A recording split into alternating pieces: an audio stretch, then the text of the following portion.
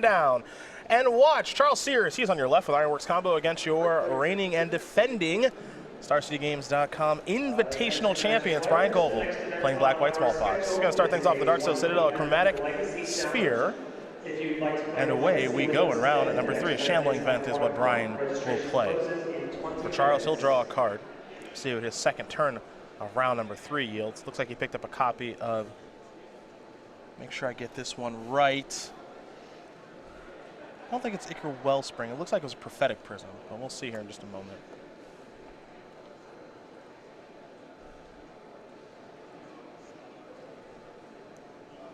There's a Mind Stone. He'll pass the turn back. The land for the turn was a copy of Inventor's Fair as we go over to Brian Coval. Now, one of the things about Coval's deck, he's got plenty of discard. Thoughtseize, Collective Brutality, Inquisition, and Kozilek, and here is Inquisition. Charles wants to make sure he knows exactly what that does. Now we're going to show the hand. There's a Cart Clan Ironworks, a Mind Stone, an Ichor Wellspring, and an Academy Rune. So can't take KCI. Can take the other things, though. Yeah, the Cart Clan Ironworks is the most important card for this deck. It has so many cantripping effects. You went through a lot of them, the Chromatic Sphere, the Chromatic Star, the Ichor Wellspring, the Mind Stones, the Terrarians. You know, that's a lot of cards that just churn through your deck, which helps you both find the Ironworks, and when the Ironworks is on the board, they create mana and provide you additional cards. You talked about it right at the top. Discard is an effective way to attack almost any deck in Modern, just because it is such a nice catch-all. So that's what that Thoughtseize allows Brian to do. He takes KCI out of Charles Sears' hand. Now all of a sudden, Charles Sears' hand is pretty bad. Doesn't have a lot going on, and his draw step was never cool. So even worse. Even worse? Yeah, maybe the worst. Name a card that's better than Emrakul. Academy Ruins will allow Charles to buy back KCI at some point in this game, so it is good that he has that in his hand at least. Well, and he has the Inventor's Fair gaining life and potentially tutoring at some point. Mind Stone going to come on down, and we're going to go back over to Brian Coval.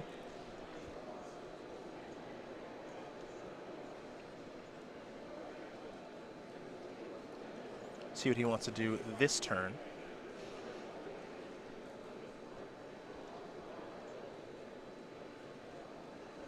He'll play Plains. He's got 3 mana. And he's going to play a copy of Smallpox, and it looks like he's doing a little bit of floating of mana. Sure, it looks like he wants to sacrifice the Plains. Yeah.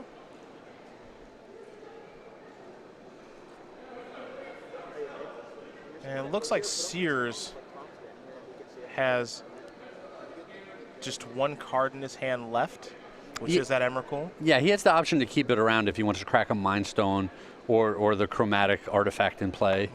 Which one is this? That's the Sphere? That's the Sphere. Yeah. That's the Sphere. Little cheat code here, just so you know. The Sphere has a Sphere on it? That's correct. That's my cheat code every time. Yeah. Take a look at the artwork, because I don't want to mix up the star and the sphere. And one of them has a star, and one of them has a sphere. Man, Wizards is just... Hey, that's just coverage cheating. That's coverage cheating 101. They're helping us out. They know what they're doing. I appreciate that. For those of you aspiring to work in your coverage game, you're not sure which chromatic piece that is, just look at the artwork. Big circle. Ichor Wellspring is going to go on top. And this is a little bit funny because if he discards the Emrakul, it's going to get shuffled away. So what he put on top doesn't even really matter all that much. And he's also got to sacrifice a land as part of resolving Smallpox. So he's going to sacrifice, he's not sure. Look at maybe Dark Steel Citadel. Looks like he might be. I wouldn't sacrifice that Academy Ruins. That seems pretty good. There we go. He's going to sacrifice the Dark Steel Citadel.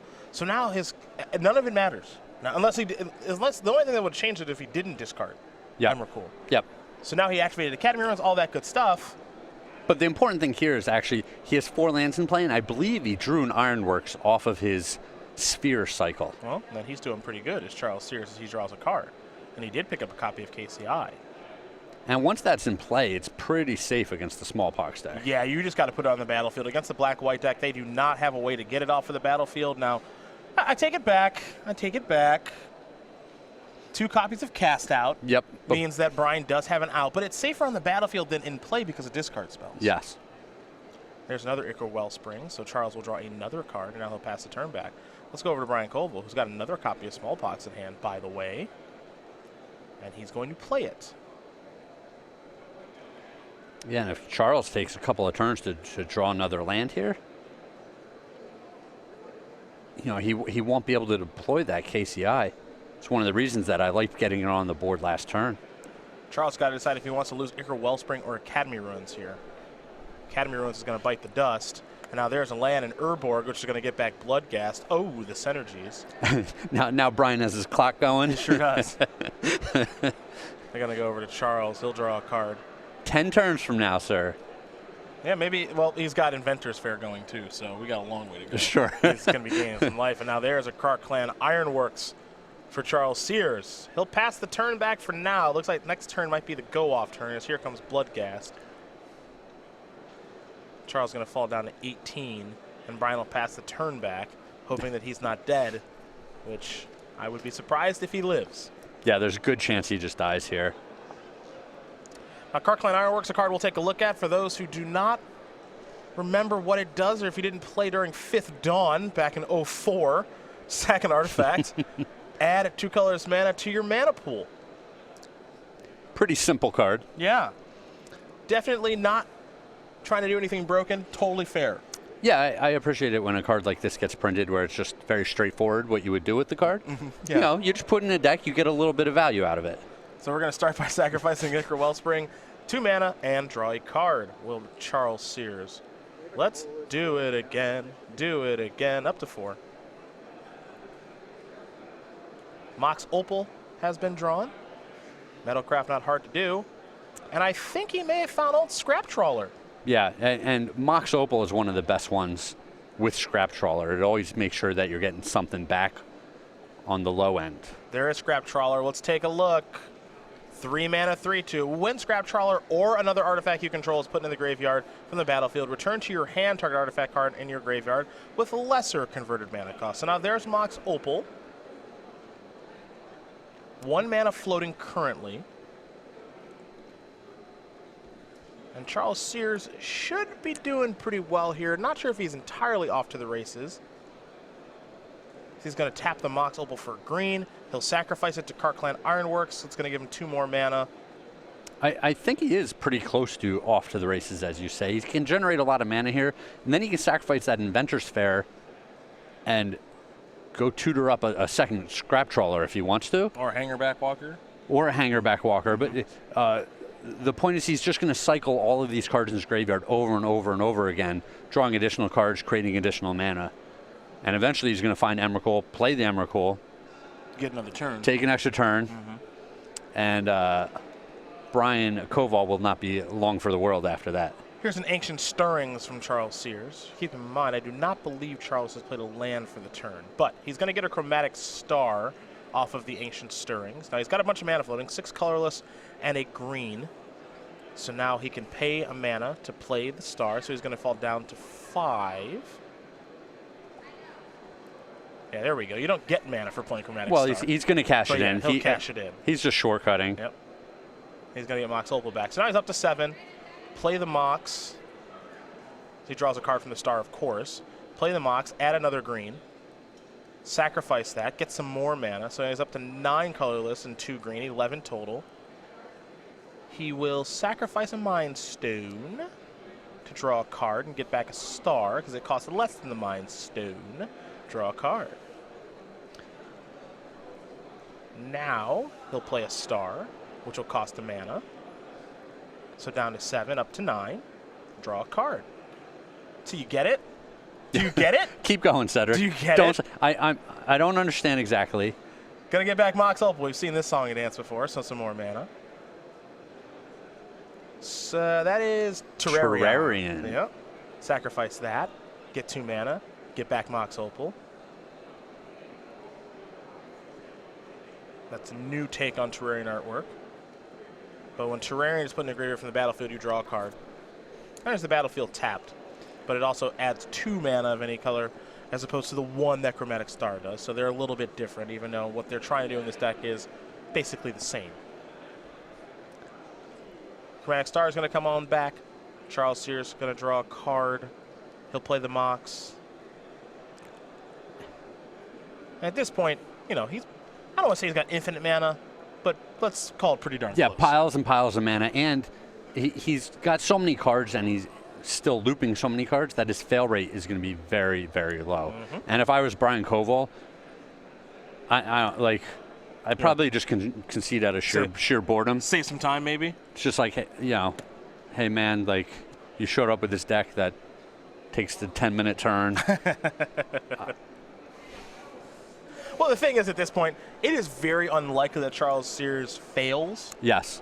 It could happen. Not saying it couldn't, but the likelihood of that happening very low. Now, Coval's going to make him go through it, which I don't have much of a problem with. A lot of times the first game you make him go through it. Absolutely. The second game, you just give it to him. Yeah. Let's make sure you know exactly how your deck works. Now, Inventor's Fair is going to go active. We can take a look at Inventor's Fair, because Charles Sears is going to search up an artifact. I'm curious to see which one it's going to be.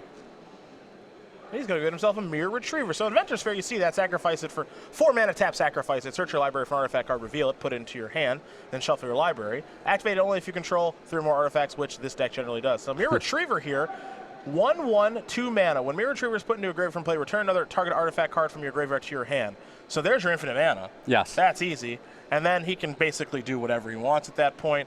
Brian Coval knows that, and he will concede the game. So Charles Sears is going to win game number 1 here over Brian Coval. Ironworks combo takes a very long turn, but it is up a game here over Black-White Smallpox.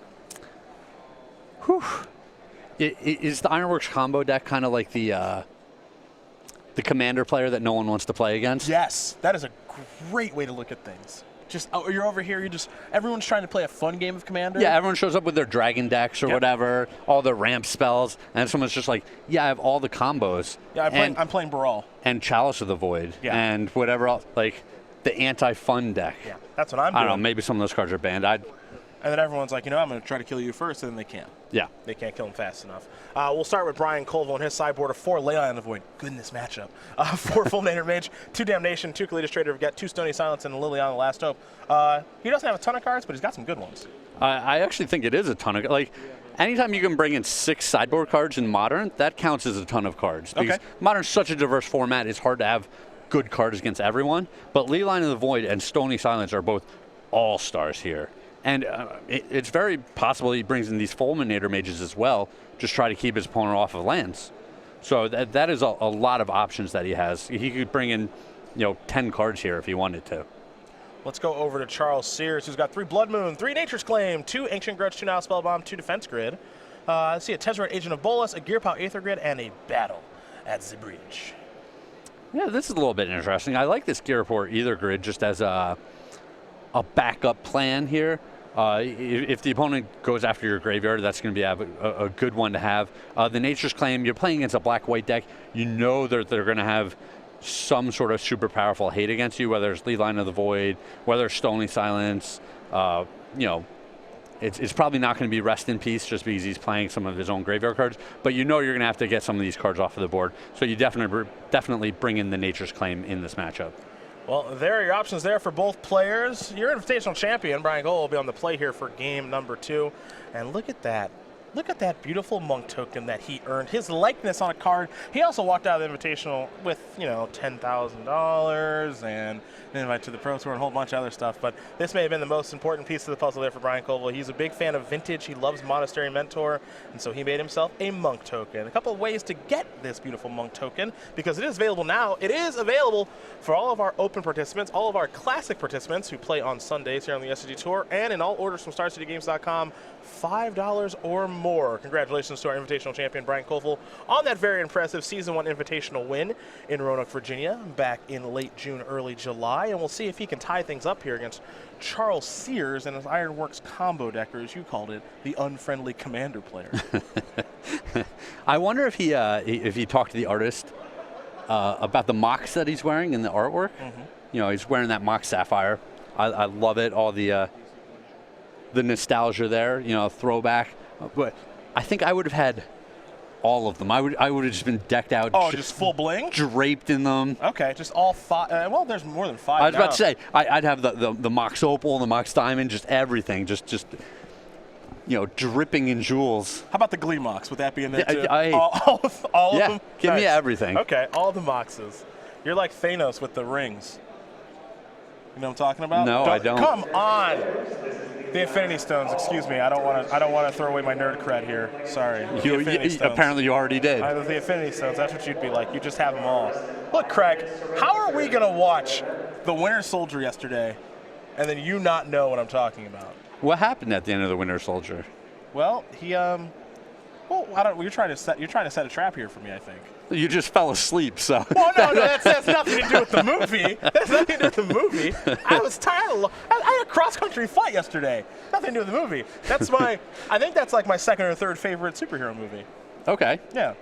I really like Civil War. I like that movie, and I like X-Men First Class.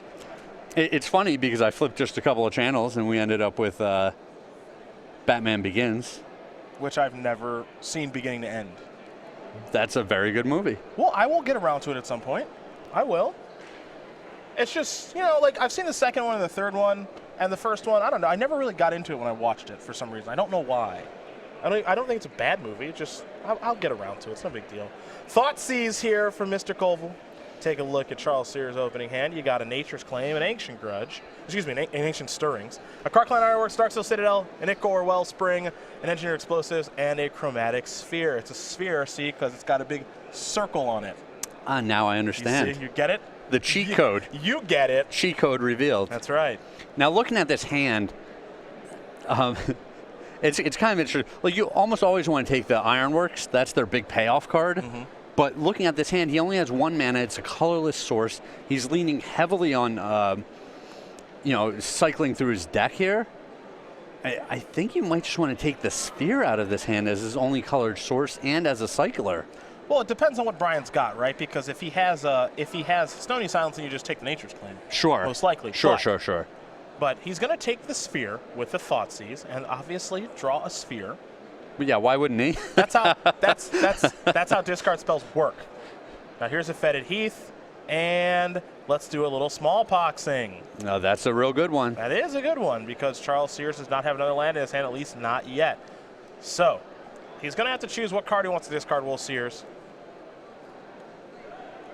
And Brian will have to, of course, do the same, but I think Brian has a Bloodghast in hand, so it's going to be an easy decision for him. Brian's going to lose his Fetid Heath. He will discard a Bloodghast. And everything is working here for our Smallpox player. Sears will draw. He has not drawn a land, so he will simply pass the turn back. Brian will draw. Looks like he may have a Flagstones of Trocare, but he's going to play a Godless Shrine, get back his Bloodghast, and he will simply pass the turn back over to Sears. Sears picks up a Chromatic Star. No good there as we head back over to Coval. What a tease. In for 2. And now a Lingering Souls. I was going to say the Bloodghast isn't the fastest clock, and Lingering Souls on its own isn't the fastest clock, but the 2 in combination, probably fast enough. Yeah, they're starting to pick things up. This is kind of what the black-white Smallpox deck wants to do. There's lots of decks in Modern that just, they skimp on lands. Mm-hmm. They've got lots of ways to cycle, in a format where you're playing all the blue cantrips, street race, things like that. A lot of people cheating on lands, and hitting someone with Smallpox on turn 2 can be really punishing. Chromatic Sphere will cycle. Picked up another copy of Nature's Claim. Now here's an Ancient Stirrings. So top 5 cards here for Sears. There is a Grove of the Burnwillows in there, a Tezzeret, Agent of Bolas as well. So another land, well, okay, we got one of those. But can he put together his deck and the combination of cards in time? Because Coval's starting to pressure the opponent here.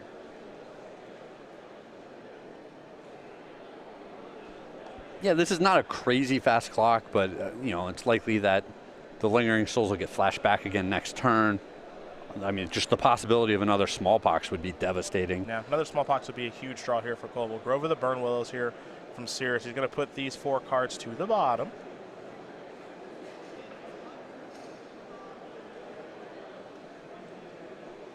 Now pass the turn back. So we'll go over to Coval. He'll draw. Now, if we take a look at just some pretty simple math here, an attack here for 4 is going to bring Sears down to 13. Mm-hmm. As Brian's going to cycle a cast out. And then he flashes back Lingering Souls. And then it's an attack for 6 and 6. Yep, 2-turn clock. Actually, it's a 3-turn clock. That's the problem, right? Because now 6, Oh, down to 7, oh, down to 1. And I'm sure Coval would like to get this game over in 2 turns as opposed to 3. Yeah, another smallpox would be the last point that he needs. Or if he can find another copy of old Bloodghast. Yeah, get that guy in there, aggressive. So that could be maybe the turning point in this game, is if Sears is able to get one more turn out of this, because he's starting to find some lands, and of course he'll be able to cantrip a bunch as he plays an Ichor Wellspring. Picked up a Sanctum of Ugin. We already know he has Crocline Ironworks. Coval's draw steps, they need to be somewhat kind here. Well, Charles Sears also has the line where he can blow up his own artifacts to gain life. Yeah, with Nature's Claim. With Nature's Claim. Very true. And he's happy to blow up a card like Ichor Wellspring.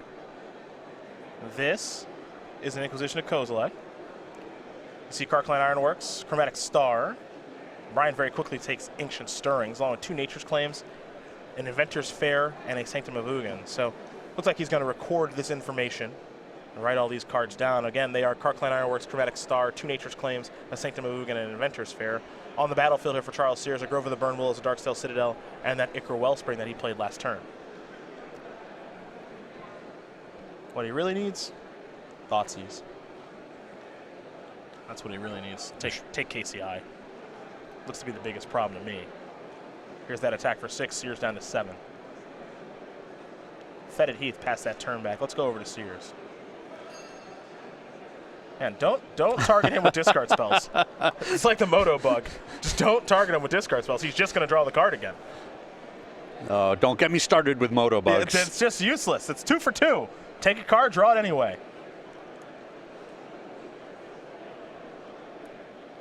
See it all the time. Do you remember when Milliken was broken on Moto? That was a long time ago. That was a long time ago. I found out about the Scarab God bug yesterday. What happens with the Scarab God? So I killed it and then exiled it with Scavenging Grounds, and it just went right back to my opponent's hand. Sure. And then I die to it. Yep. It's fine. Card's already unbeatable, and I can't remove from the graveyard. Here's the Ancient Stirrings.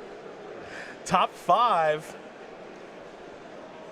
That's still a bug? Well, apparently. It's okay. It's okay. One day at a time. I told you, don't get me started. I'm trying not to. I don't want you to get aggravated. Distract me with this game. Mox Opal is what we found here off an Ancient Stirrings. There's Inventor's Fair. There's a Mox. I'm telling you, if this was a 2-turn clock for Coval, he'd be able to maybe win the game next turn. He needs to find something here. There's a Chromatic Star, because he's in a world of trouble if he doesn't Thoughtseize away that KCI. He'll pass the turn back. We'll Sears over to Coval. Yeah, I mean, things shook out pretty well for Brian this game. Charles missed a bunch of land drops, wasn't able to develop his board. He didn't have, a ramp mana artifact. Now this is a way to turn up the heat. Soren's going to plus. So this is an attack for 2, 4, 6, 8, 9, 10, 11 damage. Now a Nature's Claim, he can cast both of them actually. One via Mox Opal, second one by cycling the Sphere. Now, I'm curious if Sears knows this. Sure. Because this is a little bit unintuitive, that you can target your own stuff, but I want to give him some credit here. And I would probably go after my Darksteel Citadel. Yeah, because it doesn't die. Now, you can make an argument for wanting to go after Ichor Wellspring, but he might need that artifact on the battlefield for his Crocline Ironworks. Yeah, he's going to be able to get that off the board at any point anyway. So might as well save it for when you're getting 2 mana out of it from the Ironworks. Now he's going to sacrifice the Star for a green mana. And if once is nice, we'll do it twice. Citadel, why don't you die? Gain 4 more life. Go up to 15. So Coval's going to gain a bunch of life. That's all well and good, but that doesn't really matter all that much. Well, and we were talking about how Coval needed that payoff card, so he got it. But Charles had gained 8 life that turn to stick around. Now the question is, can he muster a win out of what he has left to work with here? And you see Charles tapping on his Inventor's Fair a little bit here, because I think he may have forgotten to gain the life with the upkeep trigger. Yeah. He does have 3 artifacts, the Wellspring, the Mox, and the Citadel. He did draw his card pretty quickly. So the situation is when you miss that trigger, you get to ask your opponent and say, hey, Brian, do you want to put this on the stack? And Brian's going to say, no, I do not. So a Sanctum of Ugin will be the land there that Charles Sears does play. he is going to tap 4 mana and play a Karkland Ironworks. And now it's time to find out if he can do this. Now, it looks like he actually has a copy of Scrap Trawler in hand. He'll sacrifice a Mox, 2 colorless mana. One of the things he's probably going to want to do is keep that Inventor's Fair untapped so that he can use it a little bit later in the turn. Terrarion is going to bring him down to 1 colorless mana, and there's a Mox. So no Scrap Trawler in hand. He'll tap the Mox for a green. He'll sacrifice the Mox. Going to go up to 3 colorless and 1 green mana. What's next here? He's going to sacrifice the Inventor's Fair because he does control some artifacts. It's time to get scrappy, maybe? Yeah, definitely time to get scrappy here. Looks like Charles Sears has done this a time or two with this deck. Pretty confident as he searches up that Scrap Trawler. Knew to leave that Inventor's Fair untapped. 1 p.m. standard. 1 p.m. Yeah, and I expect him to cash in the Citadel and the Terrarion here. Yeah, he's going to start with the Citadel. That's 2 colorless. Now he'll go to the Terrarion, just as you mentioned. That's 4, and he'll draw a card. Scrap Trawler going to come down to just 1 colorless floating. Yeah, by leaving the most expensive artifact on the board for when the Scrap Trawler's in play, he gets to cascade on down his graveyard, so to speak. So he sacrifices the Ichor Wellspring, gets a little bit of mana. Now he'll play a Chromatic Star. He'll sacrifice that. Going to get back the Mox. He's got 2 mana floating. Maybe he should have a little bit more than that, perhaps?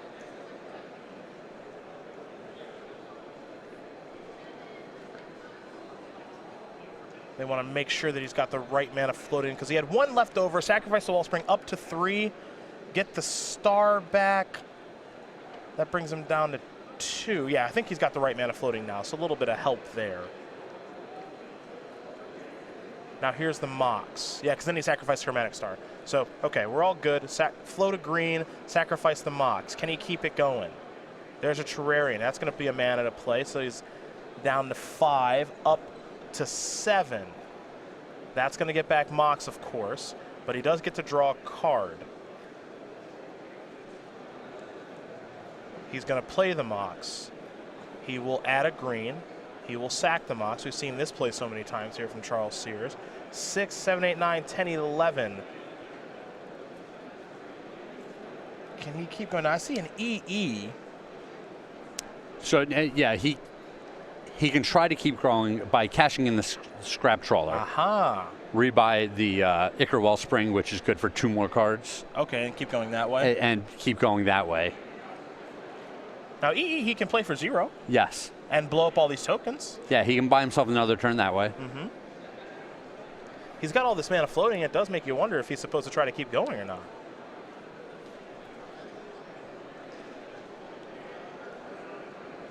Lot of mana here. Oh, interesting. So he's going to play Engineered Explosives for a bunch of mana, but the Sunburst is still going to be 0. And as we take a look at Sanctum of Ugin, it says whenever you cast a colorless spell with converted mana cost 7 or greater. So he's going to play the EE for 7. Sunburst is still going to be 0 because no colored mana. Yep. Which means he can take care of these annoying spirit tokens, but he also gets to trigger the Sanctum, go get himself a Mere Retriever, and keep this party rolling. Yeah, and I think it's possible that Engineered Explosives just gets turned into 2 mana at some point here. It's kind of an insurance policy for him right now where he can leave it on the battlefield for as long as possible. Now let's take a look at Mere Retriever one more time so we can figure out what he's going to do with this. So Mere Retriever says, whenever Mere Retriever is put in a graveyard from play, return another target artifact card from your graveyard to your hand. So he returns 2 artifacts, 1 from the Scrap Trawler activation and 1 from the Mere Retriever. So he's going to get to keep moving along here. Draw a card. Mox enters, add, sacrifice. Think of Mox as +3 mana in situations like this. It's probably easier just to think of it that way. So away the Mox goes. Wellspring is going to cost 2. He'll draw a card from the enters the battlefield trigger. Now he'll sacrifice a Wellspring. He gets 2 mana. He's going to return Chromatic Star. He's got to remember to draw from that Wellspring. And he does. A lot of triggers here, so you don't want to forget. There's a Chromatic Star. That's going to cost 1. Now he'll sacrifice that, get back Mox, and he's going to get 2 mana from that and draw a card. So, there's just so many moving parts. It's a lot. It's a lot. No doubt about it. Mox, plus 3 mana. Sack it. 1 for a green, of course, 2 colorless. So up to 15 mana. Play a star. Sack the star. Get the Mox. Draw a card. Now this is the problem, Craig. Flooding. Well, it is and it isn't. We saw him just cycle through so many cards in his deck, and he does still have that scrap trawler that he can cash in if he wants to. Obviously, the ideal thing for him through this process would have been to hit a second scrap trawler. Of course. And then it's just like go off for days. But the scrap trawler can get back that mirror retriever. Yep. And then the mirror retriever can get back Nicker Wellspring, and through this process he can draw another 2 or 3 cards. Yeah, probably 3 min because of Wellspring, sacrifice Wellspring and Star. Well, he wouldn't get back to Star. Yeah, the scrap trawler is not on the board anymore. True. That's true. But Wellspring's the most cards. Yeah, 2 cards out of a Wellspring. And I think when you're in a situation like this, you're committed. You just have to keep going. I don't think the option of, like, okay, sacrifice EE, stop, try to go next turn. I don't think that's an option at this point. I think you just have to try to keep going. Or there's Oh, it's so complicated. I don't have a whole ton of experience with this deck. If he sacrifices the scrap trawler, gets back the retriever. No, that's not gonna. There's too many options. There's a lot of them, and Charles is trying to figure out the best one now too. But what ended up happening during this sequence while he was trying to go off is he just started drawing a lot of lands. There's a lot of Groves in his hand, Sanctum Vuken in his hand. He hasn't found the second scrap trawler, like you mentioned. Hasn't run himself into an Ancient Stirrings. Yep. I know he's got 2 of those in his graveyard at this point. Well, and the card that would have made it super easy is just hitting the Emrakul. That generally makes things easier. Yes. He's going to sacrifice EE, blow up tokens. Okay. Is he thinking about passing? He is? Okay. Fair enough. Let's go over to Coval. All right, so he's saying I have a better chance of going off next turn with these 2 cards in play than winning just with the top 2 cards in my library. That's what he's saying. Here comes Bloodghast, which has been pumped up by Sorin. It's not a lethal attack, though. Brian keeps being 1 point short. Yes. Off lethal. Just super close. Yes. All right, Bloodghast is going to block. Mirror Retriever is going to come back.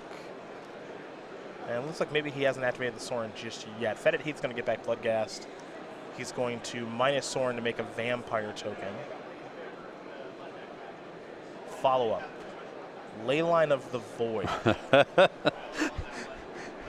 That's actually relevant. It's good, but it's not insane because there's already so many targets in the graveyard for Charles. Yeah, but now it's just a bunch of one-shots. Yes, but there are plenty of one-shots. You know, he has multiple 0 casting cost artifacts to get back, piles of 1 casting cost, several 2 casting cost. He can still loop a lot of things here. The big problem here, I think, for Charles is just without a scrap trawler. Yeah, maybe he can't loop a lot of things here. Maybe I'm just mistaken. Yeah, like he can cast a Mirror Retriever, but it doesn't die anymore. That's the big thing. Is the artifacts are no longer going to the graveyard to trigger scrap trawler and the Mirror Retriever. That's a very, very good point. Yeah, you'll have Chromatic Star and Terraria, and they won't trigger either. Leyline of the Void, hard cast. Yeah, that was a good one there. Yeah, pretty good draw, actually. And it looks like we're going to get a 3rd game of this excitement. I think so. And it also looks like Charles really needed to just try to win last turn. Yeah, just try to keep going. Just roll the dice for the top 2 cards. Well, there's Mirror Retriever.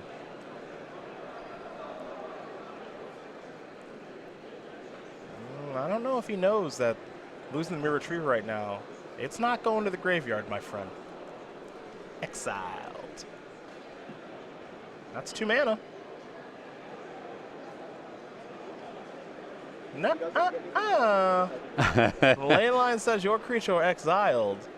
It does not get into a graveyard from play. And you're going to be learning that the hard way, unfortunately, Charles Sears.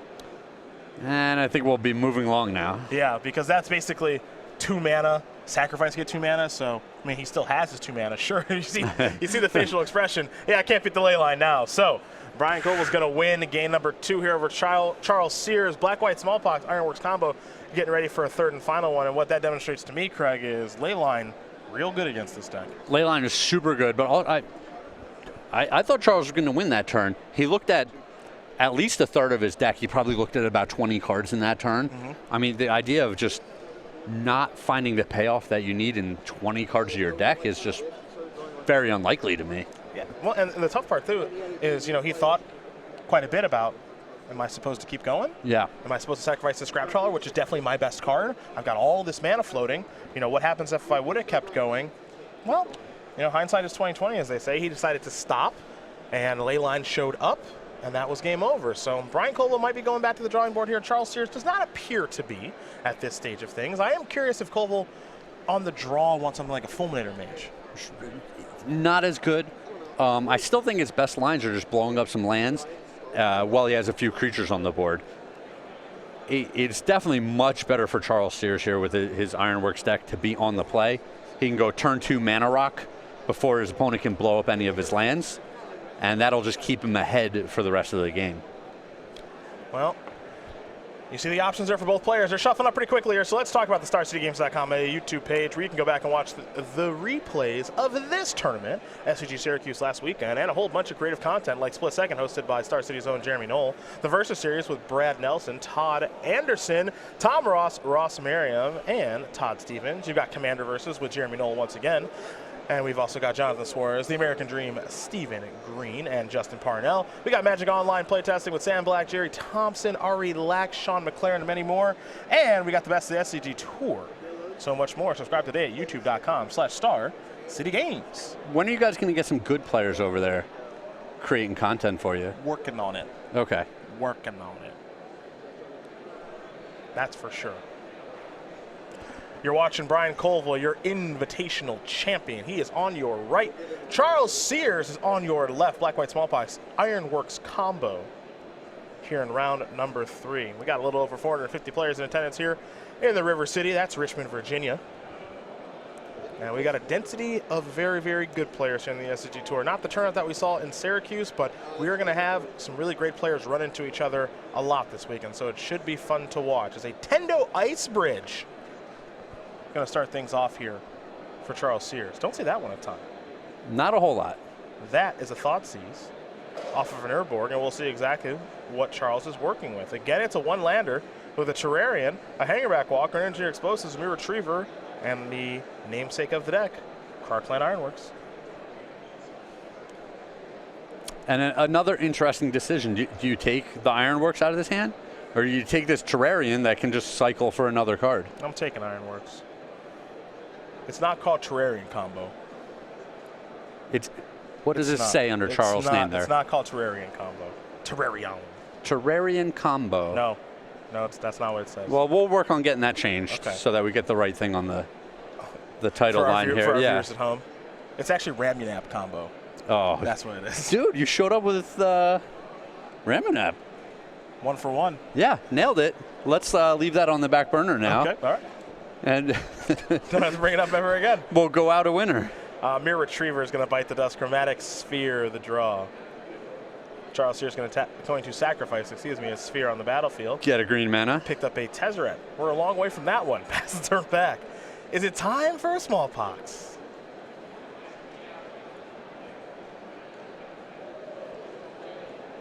Oh, this is Flagstones, Bloodghast. Not the crazy Smallpox value, unfortunately, there for Brian. Looks like maybe a Darksteel Citadel may have been the draw. Yes, it is. Yep, that's an important one. We'll have a game here. You see Terrarion, Engineer Explosives, KCI all in hand. Going to start by sacrificing the sphere, draw a card, probably floating a green. Ancient Stirrings the draw. There is Ancient Stirrings. Top 5. We're going to take a look. Pick a colorless card as we go.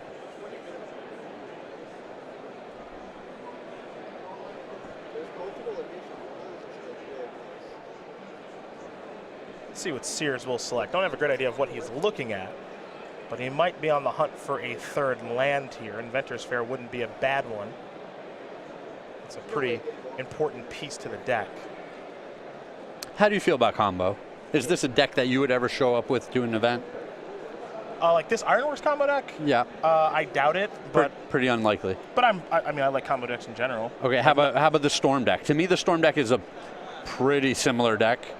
They're both just like, let me get to turn 4, and I'm going to have this combo that utilizes my graveyard, and I'm going to win the game.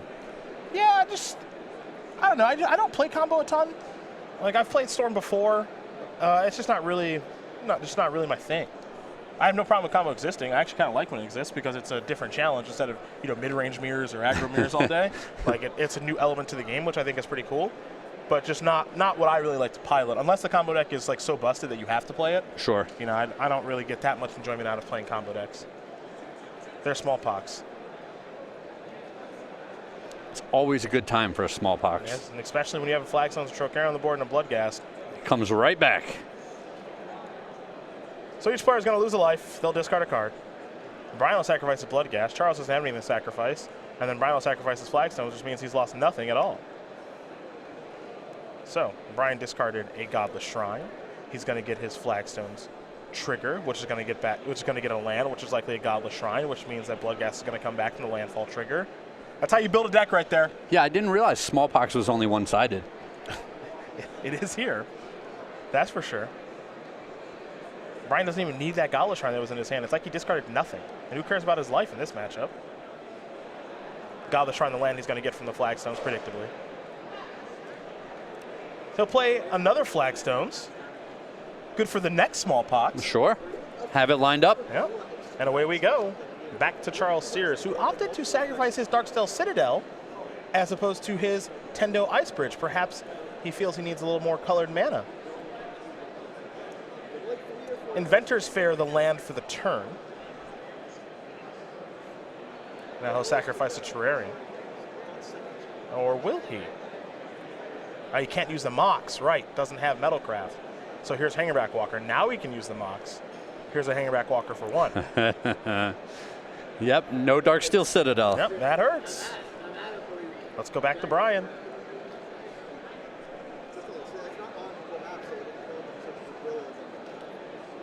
In comes Bloodghast. Basically a free roll here. Hangerback Walker says, I'm not going to block. So 2 more damage is going to come across. A Fetid Heath. And now the question is, does Brian Coval have one of his many Planeswalkers? He has so many in his deck. 4 Liliana the Veil, 3 Gideon Allied Zendikar, 2 Sorin Silent Visitor, at least in his main deck configuration. Yeah, probably some changes after board here. There's Liliana. Elevator going up. Both players will discard a card. Brian very ready to discard a land. For Charles, he's got to decide between Tezzeret or KCI. He's going to discard KCI. Now he needs a land to be able to play Tezzeret. Let's see what he draws. Nature's Claim. A little awkward here. Yep. Could backdoor into a land off of the Terrarium. However, he'd want to use the Mox now. And he misses Inventor's Fair too. So a lot going on here. Yeah, there are a lot of triggers with this deck. There's a lot to keep up with. But if he's able to get Tezzeret, Agent of Bolas on the battlefield right now, it's pretty good. Let's take a look at Tezzeret, Agent of Bolas, because pretty good idea. It's not the most common card to see. Looks like he's going to go for it with Terrarium. I wouldn't be surprised to see blue-black be added. 4 mana, 3 loyalty. You plus it, you can look at the top 5 cards, take an artifact card. The -1 makes him 5/5 artifact creatures. Did he spike it, though, is the question. It's a... Oh, no! So close. It's a Mox! Oh, what a tease. So, sort of, but not really. He will briefly have Metalcraft. Yeah. His Metalcraft is off. If he plays the Mox, it will be off again. So now all Charles can do is pass the turn over to Brian. That darn Tendo Ice Bridge. If only it were Darksteel Citadel. Yep. Looks like Sears may have sacrificed the wrong land to that Smallpox. Didn't know it then, certainly knows it now, as Coval's going to tick up his Liliana. Sears may, I think he's got to discard that Nature's Claim. Yeah, I'm fine with losing the Nature's Claim at this point in the game. You got to be worrying about trying to beat all of these things you're already looking at. Yeah. Here's a cast out on Hangerback Walker. Ugh, really wish we had that Nature's Claim right now. Well, he still has it. He discarded the mod. Sure.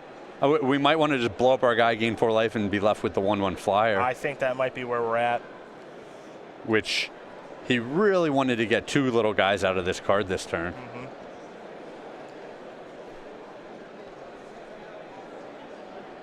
Because blowing up cast out after it takes Hangerback Walker doesn't do anything. No, yeah. So I think he's forced to do this, which is Nature's Claim his own Hangerback Walker. Gets to 4 life, which means there are going to be plenty of turns left in this game. And now he'll get a Thopter. Now here comes Bloodghast, which is not going to be blocked predictably. We'll get Charles Sears a Thopter token out there in just a moment. Oh, we got Thopter tokens. There will be no Inventor's Fair life gain trigger. So Charles, nothing to worry about there. But your Mox Opal isn't on, and you need a Darksteel Citadel pretty bad right now. Yeah, the Citadel is the big one. Academy Ruins kind of a stinker right now. Just another tease. It's a mana source, but he doesn't have the blue to put something on top. And this is tough. If you play that, what ends up happening is now he's going to discard his Tezzeret, which he's prioritized so highly. So let's go back over to Coval, who has done a nice job of exhausting Charles Sears' hand, which is what his deck is trying to do, Craig. Well, and Coval has 2 decisions to make here. It was which way to go with Liliana. It was either, do I want the last card out of his hand, which I like, but even taking it down and taking care of the Thopter means you're turning off this Mox Opal for a really long time. I like that line as well. Lingering Soul is going to be recast from the graveyard. So now he's got Liliana defended. That Mox Opal very far away from being turned on. Going to need to get some good draws here, will Charles Sears, and he's going to start with a Scrap Trawler, not the worst draw. We head back over to Brian, who'll draw a card with a Smallpox deck. Keep in mind the clock here, folks. We're under 3 minutes. Time could play a factor as he's going to come across with 2 Bloodghast and 2 Spirit tokens. It's an attack for 6.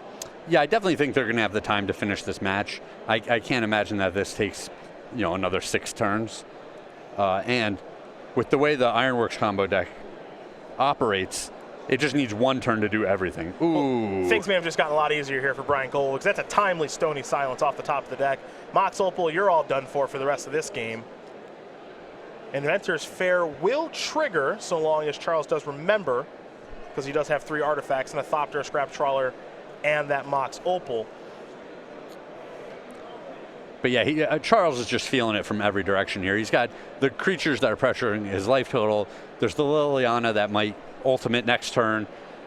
The Stony Silence was just even more backbreaking. You kick a man while he's down. The Mox Opal has been teasing him most of this game.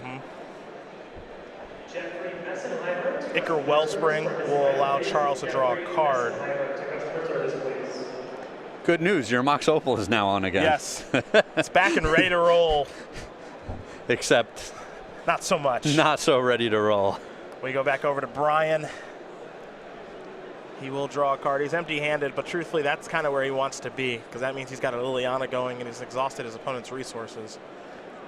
2 Bloodcast, 2 Thopter tokens going to come in yet again.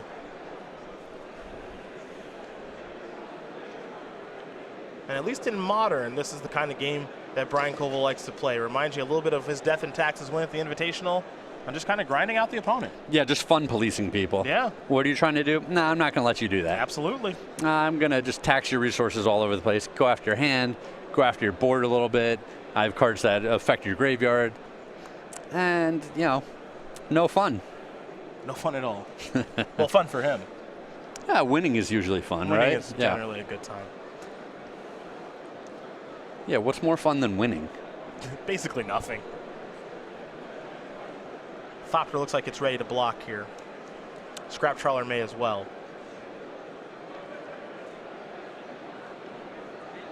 And this Scrap Trawler could get engineered explosives back, but he doesn't have the colored sources to set it on 2 in order to get Stony Silence, and he couldn't sacrifice it in the face of the Stony Silence Can't anyway. sacrifice it anyway. Like just so many problems here. Yeah. Thopter's going to block a Spirit. Scrap Trawler's going to block a Bloodghast. I'm sure we'll see that Bloodghast again soon enough. Going to get back a Hangerback Walker. That's a land. It's going to enter the battlefield tapped to get back the Bloodghast. Liliana. Well, we'll see how Brian wants to use it as that's time in the round. Yeah, I think with no more time left, you just blow it up. You take half your opponent's permanents right here, and you just leave them so hamstrung.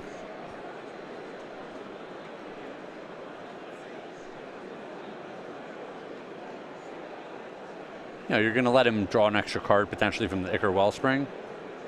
Looks like he's going to tick up this turn, and then he might ultimate next turn. Ancient Stirring is going to bite the dust because that's a card that Charles cannot cast. It's turn 1 of extra turns. There's a Hangerback Walker for 1.